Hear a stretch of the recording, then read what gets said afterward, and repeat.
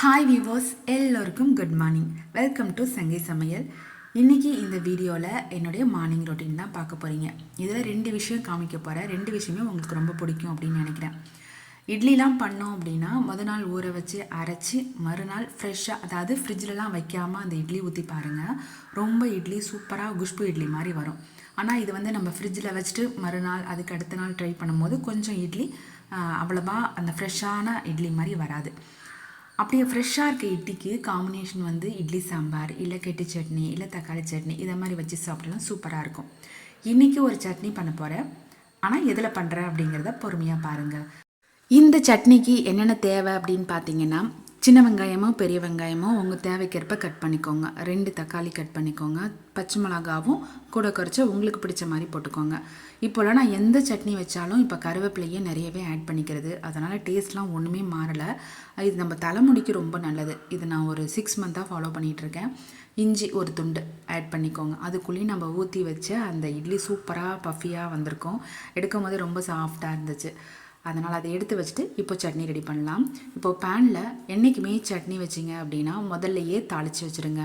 இந்த டிப்பை எனக்கு சொல்லிக் கொடுத்தது என்னுடைய மாமா ஒய்ஃப் ராஜி அக்கா. அவங்க சொல்லிக் கொடுத்தாங்க. அதனால் இந்த செய்யும் போதெல்லாம் அவங்க ஞாபகம் வந்துடும். இதனால் நமக்கு டைமும் சேவ் ஆகும். இப்போ பேனில் எண்ணெய் விட்டு நம்ம கட் பண்ணின வெங்காயம், தக்காளி, பச்சை மிளகாய், கருவேப்பிலை, இஞ்சி போட்டு நல்லா வதக்கிடுங்க. நல்லா ஃபைனல் ஸ்டேஜில் ஒரு 1/2 டேபிள் ஸ்பூன் அளவுக்கு பெருங்காயத்தூள். ஸ்டவ் ஆஃப் பண்ணிவிட்டு அதுக்கப்புறம் பொட்டுக்கடலை போட்டுக்கோங்க. இதை அப்படியே தூக்கிட்டு நம்மளுடைய ஹேண்ட் மிக்சருக்கு போக போகிறோம். ஆமாம், நான் சொன்ன மாதிரி இந்த அம்மிக்கல் அரைக்கிறதா ஒரு ஸ்பெஷலைஸ்டாக சொன்னேன் உங்ககிட்ட. இந்த அம்மிக்கல் எங்கே வாங்கினேன் அப்படின்னு பார்த்தீங்கன்னா, சேலத்தில் கோகுல் டைல்ஸ் மார்ட் அப்படிங்கிற இடத்துல வாங்கினேன். ஒன்ஸ் நீங்கள் வீடு கட்டுறீங்க, நல்லா பொருட்கள்லாம் சூப்பராக வாங்கணும் அப்படின்னு நினச்சிங்கன்னா ஒரு டைம் அங்கே போயிட்டு வாங்க.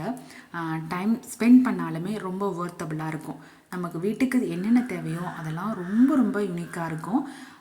இங்கே ஒரு டைம் போயிட்டு வாங்க. இதோட ப்ரைஸ் 3000க்கு நான் வாங்கியிருந்தேன். அம்மியில் அரைக்கிறது ரொம்ப வருஷம் ஆச்சு.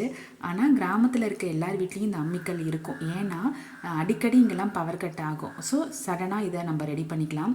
ஆனால் இப்போ இருந்தாலுமே கரண்ட் பவர் கட் போனாலுமே அம்மியை நம்ம யூஸ் பண்ணுறதில்ல.